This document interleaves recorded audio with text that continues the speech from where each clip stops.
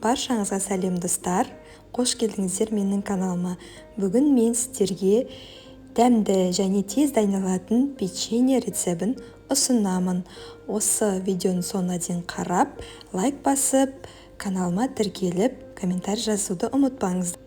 Бізге керек ингредиенттерді айтып өтейін. Сары май, жұмыртқа, ұн, қант, 2 алма, разрыхитель және ванильный сахар.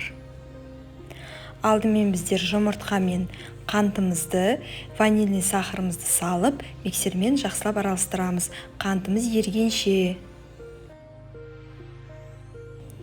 Одан соң ұнға разрыхителімізді қосамыз да венчикпен араластырып аламыз.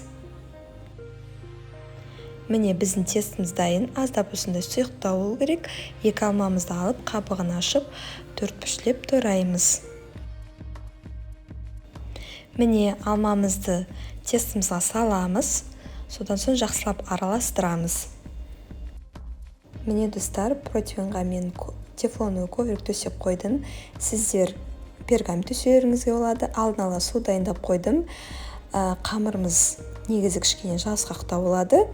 Қамырымызды қасықтап алып, дөңгелектеп противенға саламыз.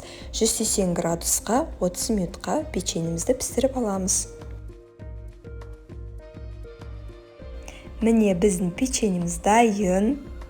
Осы видеоның соңына дейін қараңыздар үшін көп рахмет. Сіздермен болған Гүлсезім.